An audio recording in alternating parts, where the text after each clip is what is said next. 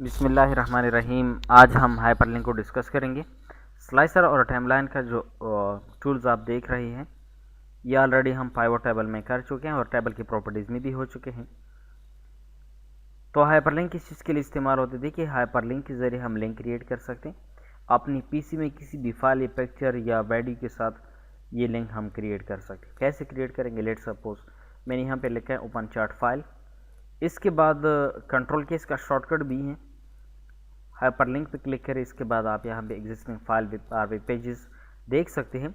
Documents PC में जहाँ भी आपका ये जो फाइल, कोई पिक्चर, कोई वीडियो वगैरह है, सही है, वो जहाँ भी है तो आप वहाँ पे जाकर लेट सपोज में चार्ट का एक फाइल है वो मैं सेलेक्ट करके हाइपरलिंक क्रिएट हो चुका है। इसके बाद आपने क्या करना है, कैसे ओपन करना है? ये लिंक इस्तेमाल किस चीज़ के लिए होता है? किसी भी फाइल को, पिक्चर को, वीडियो को क्विकली एक्सेस करने के लिए हम लिंक क्रिएट करते हैं। ज़्यादातर सोशल मीडिया वगैरह पे भी ये लिंक्स वगैरह का इस्तेमाल किया जाता है। फॉर एग्जांपल अगर व्हाट्सएप वगैरह पे आप किसी यूट्यूब वीडियो का या यूट्यूब चैनल का कोई लिंक सेंड कर दे तो उसके लिए ये आसान हो जाता है, लिंक पे क्लिक करके ऑटोमेटिकली उसी जगह पे जा सकता है। तो यहाँ पे भी हमारे पास ये देखिए ओपन चार्ट फाइल मैंने लिखा, अगर आप इस पर क्लिक कर दें वो चार्ट का जो फाइल है वो ऑटोमेटिकली यहाँ पे ओपन हो जाएगा। इसके अलावा हमारे पास और भी है, इसमें कुछ ऑप्शंस मज़ीद भी हैं। प्लेस इन दिस डॉक्यूमेंट ये लिखा हुआ है। लेट सपोज अगर आप यहाँ पे ये देख सकते हैं शीट 1 एंड शीट 2, मैंने यहाँ पे क्लिक किया है लेट सपोज। इसके बाद आप यहाँ पे क्लिक करिए प्लेस इन दिस डॉक्यूमेंट, मैंने शीट 2 को सेलेक्ट किया, ओके किया।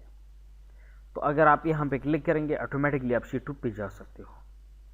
यानी किसी भी शीट पे आपने जंप करना होता है, सही है, आप ऑटोमेटिकली उसी शीट पे जा सकते हैं इस ऑप्शन के जरिए। नेक्स्ट क्या लिखा है, क्रिएट न्यू डॉक्यूमेंट। अब ये जो ऑप्शन है और ये जो ऑप्शन है, इन दोनों में जो फ़र्क है वो मैं वाज़ेह तौर पे बता दूंगा आप लोगों को। यहाँ पे ऑलरेडी हमारे पास पहले से जो मौजूद या जो एग्जिस्टिंग फाइल्स थी वो हम लिंक कर सकते थे। अब यहाँ पे हम क्या कर सकते, क्रिएट न्यू डॉक्यूमेंट लिखा हो। इसका मतलब ये है कि पहले से मेरे पास कोई डॉक्यूमेंट मौजूद नहीं है, मैं इसी वक्त भी ये डॉक्यूमेंट क्रिएट करूँगा। तो कैसे क्रिएट हो सकता है? लेट सपोज मैंने यहाँ पे लिखा है हाइपरलिंक। अब हाइपरलिंक का कोई भी फाइल मेरे पास पहले से मौजूद नहीं है, मैं इसी वक्त पे एक फ़ाइल क्रिएट करना चाहूँगा। तो कैसे कर सकते हैं? आप यहाँ पे क्लिक करेंगे, create new document, name of a new document. New document जो आप क्रिएट करना उसका नाम क्या रखना चाहते हो? मैं चाहता हूँ हाइपरलिंक रखो। अच्छा, अब यहाँ पे पूछ रहा है कि आपने इसमें डेटा कब पोर्ट करनी है, एडिटिंग वगैरह आपने कब करना है, बाद में करना है या अभी करना है? मुझे अभी करना है, या बाद में भी करना चाहते हो, सही है, कर सकते हो। अभी आपका सिर्फ वो लिंक क्रिएट हो जाएगा, बाकी ये फाइल क्लोज हो जाएगा।